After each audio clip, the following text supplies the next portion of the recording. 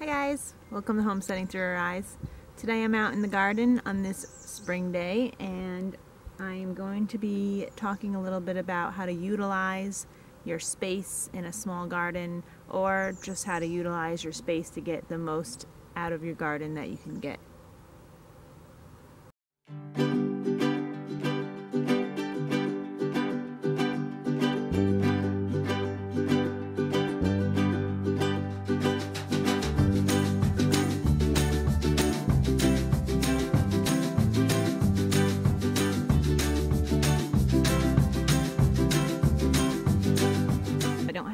All of the garden planted yet, but a good part of it is in the ground, and I wanted to show you a couple of the spots that I am sharing space with other plants.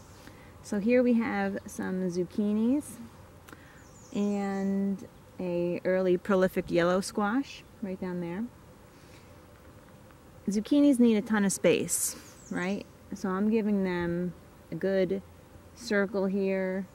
This guy can go out onto the walkway a little bit over here, and I'm putting them in mounds. Here's another squash over here.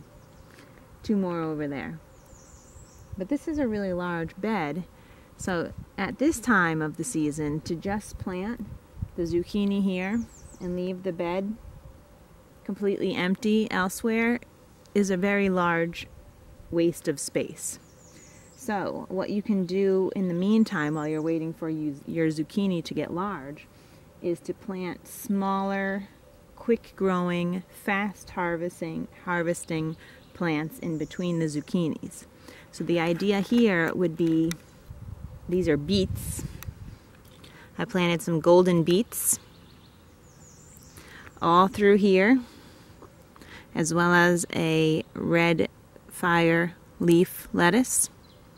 So the idea here would be that I would pick the baby beets and I would take the whole harvest of the lettuce when this guy started getting extremely large. Now I'm going to wait until he starts taking over the area here to pull the beets so I can get as big as I can. But this way my garden bed is being utilized instead of just sitting here and waiting for the zucchini to get large. Let's check out another spot I did this. So here we are over in the hoop house, and I have the plastic off right now because it is a nice warm day, and hopefully I won't be needing to use it too much more, but it is going to get down to 38 in a couple nights, so the plastic will be going back on top to protect these plants that don't like it that cold, which are some peppers. So this is going to be like a main pepper bed. I have 7 peppers in here, and I wanted to give them a decent amount of space so that they could really get big and hopefully give me a good harvest. But I didn't want to sacrifice the space in my hoop house since we only have one, and we really need to plant it full to utilize it properly. So in between the pepper plants, you'll see I have radishes here,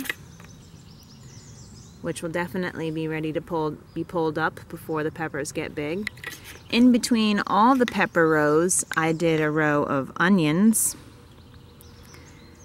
Hopefully, as these both start getting large, the onions have a semi-short season and will fall over when they're ready to be harvested.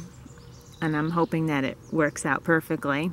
I also have turnips in here, which I figured I could just let them get as big as possible again, and then once they start getting smothered out by the bigger peppers here, I can pull them up.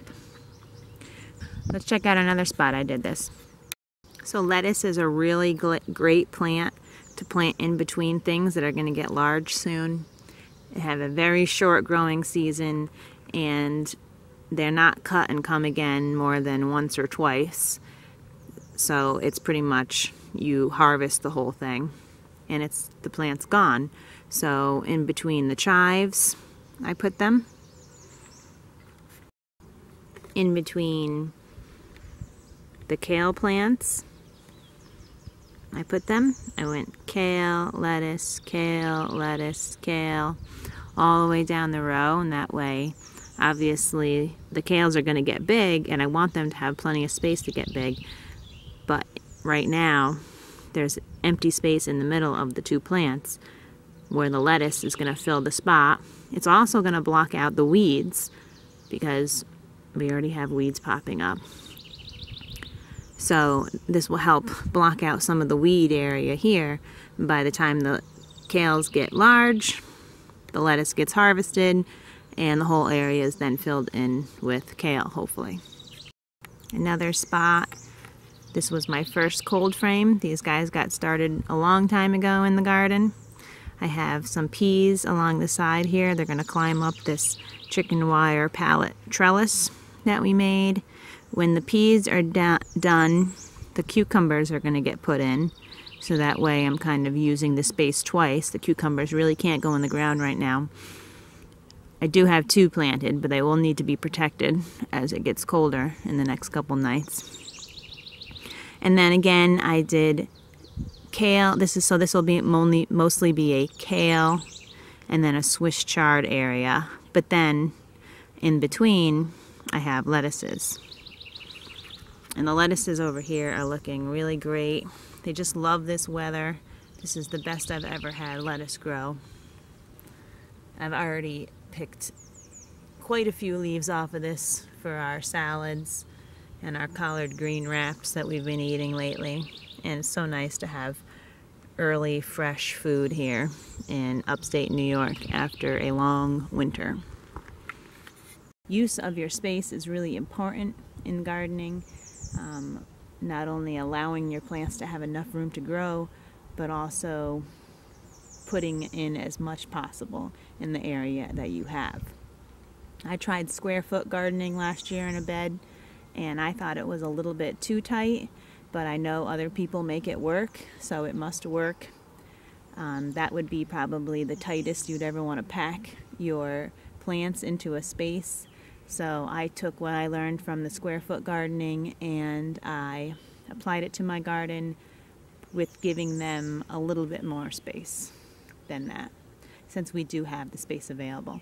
People that have urban gardens and are limited with their space, I say you should probably try square foot gardening.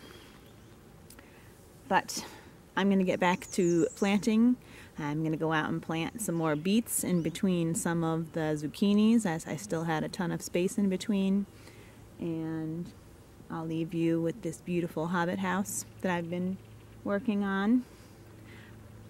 This is a house that Day's grandfather had made, and when he passed, we adopted it and put it on one of our stumps in the garden.